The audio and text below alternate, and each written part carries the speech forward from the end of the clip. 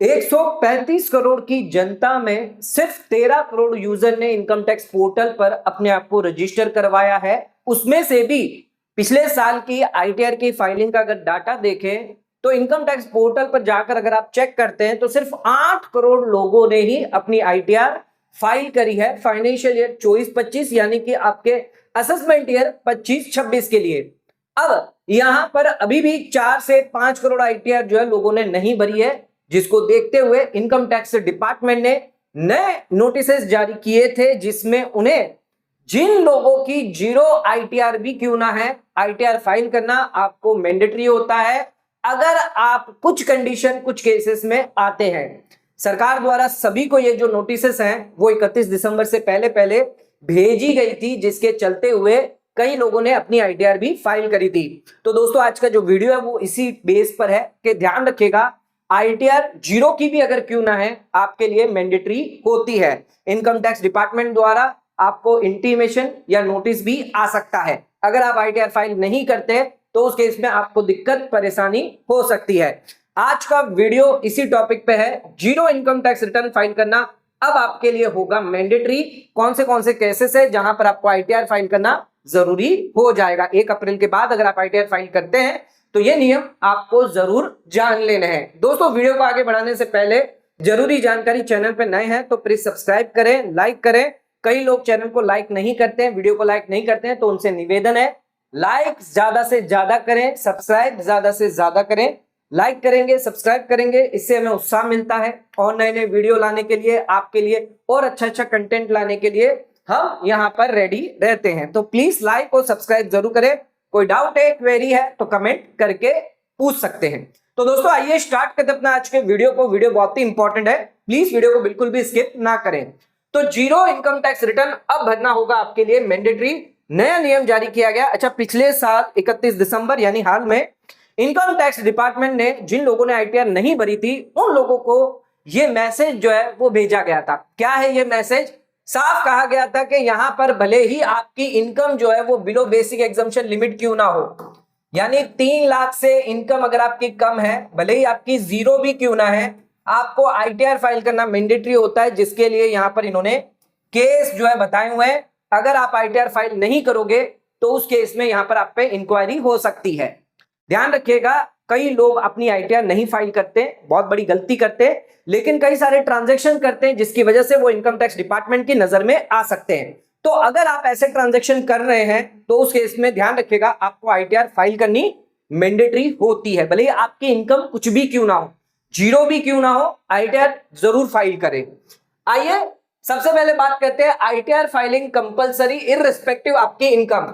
आपकी इनकम कितनी भी क्यों ना हो, जीरो हो, 1000 हो, 10,000 हो, कितनी भी क्यों ना हो, कुछ केसेस हैं जहां पर आपको जीरो यानी आईटीआर फाइल करना मैंडेटरी होता है।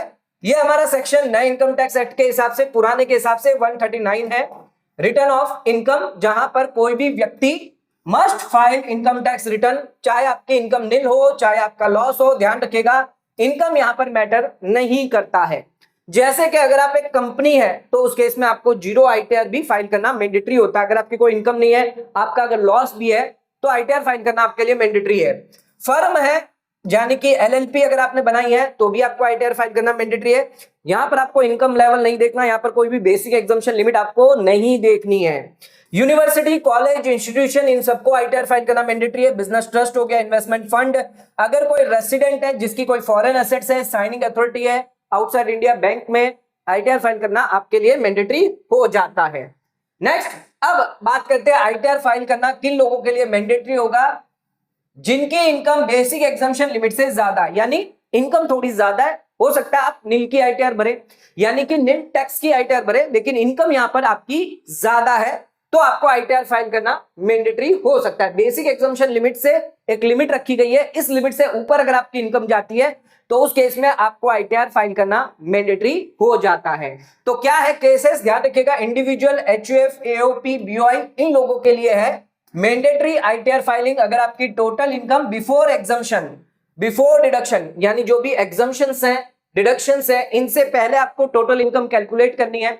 एग्जांपल के तौर पे मान लीजिए आपकी 5 लाख की इनकम है और एटीसी का डिडक्शन आप ले रहे हैं 1.5 लाख रुपए का, इसी के साथ 80D का भी आप डिडक्शन ले रहे हैं 50,000 रुपए का, तो आपकी नेट इनकम निकल कर आई 3 लाख रुपए। लेकिन यहां पर आपको ये डिडक्शन कंसिडर नहीं करना है, ये आपकी टोटल इनकम मानी जाएगी आईटीआर फाइलिंग पर्पस के लिए। 5 लाख क्योंकि यहां पर आपकी बेसिक एग्जम्पशन लिमिट से ज्यादा है, आईटीआर फाइल करना आपके लिए मैंडेटरी है। अच्छा, यहां पर यह हो सकता है कि 5 लाख तक आपको रिबेट मिलता है तो टैक्स यहां पर आपको नहीं लगेगा, जीरो टैक्स, लेकिन आईटीआर फाइल करना यहां पर आपके लिए कंपलसरी और मैंडेटरी हो जाएगा। ध्यान रखिएगा, इंडिविजुअल जिनकी एज 60 साल से कम है, ओल्ड रिजीम है, 2.5 लाख की आपकी बेसिक एग्जम्पशन लिमिट होती है, आपको इससे ऊपर इनकम गई तो आईटीआर फाइल करना आपके लिए मैंडेटरी होगा। सीनियर सिटीजन के लिए 3 लाख रुपए, 5 लाख रुपए सुपर सीनियर सिटीजन के लिए। अगर आप न्यू रिजीम में जाते हैं तो 4 लाख की लिमिट है सभी एज ग्रुप के लिए, चाहे वो 60 से कम हो, सीनियर सिटीजन हो, सुपर सीनियर सिटीजन हो। 4 लाख से ऊपर इनकम गई अगर आपकी, आईटीआर फाइल करना फिर आपको मैंडेटरी होगा। फिर अगर आप आईटीआर फाइल नहीं करते तो उस केस में आपको 100% इनकम टैक्स डिपार्टमेंट द्वारा नोटिस आ सकती है। ध्यान रखिएगा, इससे अगर इनकम कम है, 2.5 लाख से कम है, 3 लाख से कम है, 5 से कम है या 4 लाख से कम है, बिलो बेसिक एग्जम्पशन लिमिट है, तो उस केस में आपके लिए आईटीआर फाइल करना मैंडेटरी नहीं होता है। लेकिन 139 के अंदर कुछ कंडीशन दी गई है जहां पर आपको मैंडेटरी आईटीआर फाइल करनी होगी। यानी इन इनकम से कम भी अगर इनकम है, किसी की 50,000 है, 1 लाख है, या इनकम है ही नहीं, जीरो इनकम है, तो भी आपको आईटीआर फाइल करना होगा। उसके लिए क्या क्या कंडीशन है वो समझेंगे आगे। ध्यान रखिएगा, अगर आपका लॉस होता है तो आईटीआर जरूर फाइल करें। इनकम यहां पर बिल्कुल नहीं है, जीरो की आईटीआर होगी, ये आपके लिए मैंडेटरी होगा। चाहे आपका बिजनेस लॉस हो, कैपिटल लॉस हो, लॉस का कैरी फॉरवर्ड लेना चाहते हैं, यानी मान लीजिए आपका फाइनेंशियल ईयर 24-25 में लॉस हो गया 5 लाख रुपए का, ये आपका लॉस है। अब अगर आप फाइल करते हैं फाइनेंशियल ईयर 25-26, लेकिन यहां पर आपकी कोई भी इनकम नहीं है, जीरो इनकम है, तो उस केस में आपको ये जीरो की आईटीआर भरना मैंडेटरी होगा, क्योंकि इस लॉस का कैरी फॉरवर्ड करना चाहते हैं तो ये जीरो की आईटीआर कंपलसरी भरें, वो भी बिफोर आपको ड्यू डेट से पहले पहले आईटीआर फाइल करना होगा। ध्यान रखिएगा, बिफोर द ड्यू डेट आपको ये आईटीआर फाइल करनी है, चाहे जीरो की आईटीआर क्यों ना हो। तो कंपलसरी है, आपकी इनकम जो जीरो भी क्यों ना हो आपको आईटीआर फाइल करना। अगर आपने रिटर्न फाइल नहीं किया तो इस केस में इस लॉस का फायदा आप खो देंगे।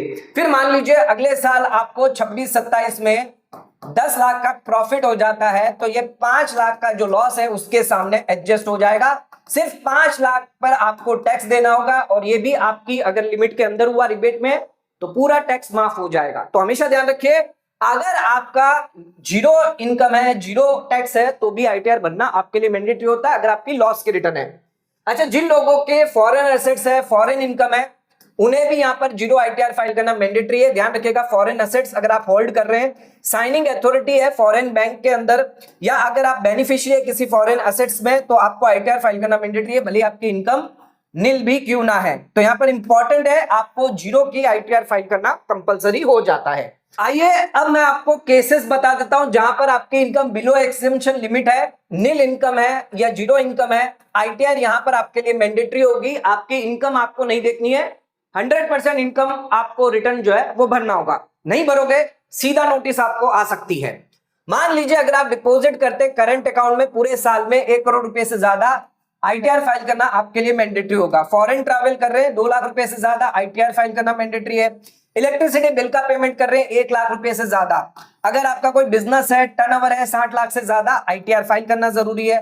प्रोफेशनल रिसिप्ट है, डॉक्टर है, चार्टर्ड अकाउंटेंट है, एडवोकेट है, 10 लाख से ज्यादा की रिसिप्ट आई है, इनकम नहीं कह रहे, रिसिप्ट सेल टर्नओवर आई है, तो उस केस में आईटीआर फाइल करना मैंडेटरी है। टीडीएस टीसीएस कटा है, नॉन सीनियर सिटीजन 60 साल से कम है, 25,000 से ज्यादा का है, तो आईटीआर फाइल करना मैंडेटरी होता है। भले ही आपका 25,000 से ज्यादा हो, कम हो, अगर आपका टीडीएस बन रहा है, टीडीएस रिफंड लेना है, आईटीआर मैंडेटरी आपको फाइल करना होगा। टीडीएस या टीसीएस सीनियर सिटीजन अगर आप है, 60 साल से ज्यादा है, 50,000 से ज्यादा का अगर आपका टीडीएस हुआ या टीसीएस कटा है, एआईएस में दिख रहा है, 26AS में दिख रहा है, आईटीआर फाइल करना आपके लिए जरूरी हो जाता है। अच्छा, सेविंग बैंक अकाउंट में अगर आप 50 लाख से ज्यादा पूरे साल में जमा करते हैं, आईटीआर फाइल करना आपके लिए मैंडेटरी होगा। ध्यान रखिएगा, इनकम जीरो है फिर भी यहां पर आईटीआर आपके लिए कंपलसरी होगी अगर आप ये केस आते हैं, यानी आपने ये अगर कोई भी ट्रांजेक्शन करे हैं, यहां पर इनकम नहीं देखी जाएगी, साफ कह देते हैं आईटीआर आपको मैंडेटरी है, नहीं भरोगे तो आपको नोटिस आ सकती है। अच्छा, कुछ हाई वैल्यू ट्रांजैक्शन है जहां पर भी आपको जीरो की आईटीआर भरनी पड़ सकती है।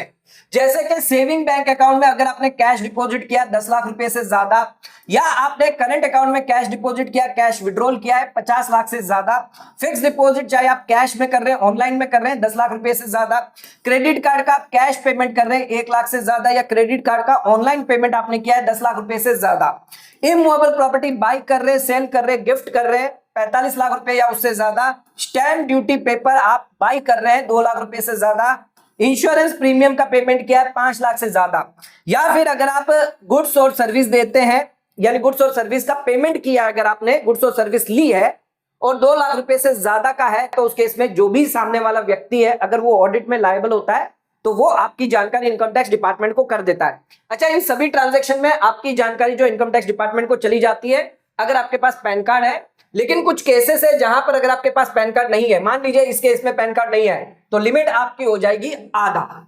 अगर मान लीजिए करंट अकाउंट है, यहां पर आपकी लिमिट रहेगी 50 लाख, यहां पर कोई दिक्कत नहीं है। लेकिन अगर आपके स्टैम्प पेपर है, पैन कार्ड नहीं है, तो यहां पर आपकी लिमिट हो जाएगी 1 लाख रुपए। इंश्योरेंस प्रीमियम है, पैन कार्ड नहीं है, तो 2.5 लाख की लिमिट यहां पर आपको देखी जाएगी। तो कुछ जगह पर आपके पैन कार्ड अगर नहीं देने पर लिमिट आधी हो जाती है।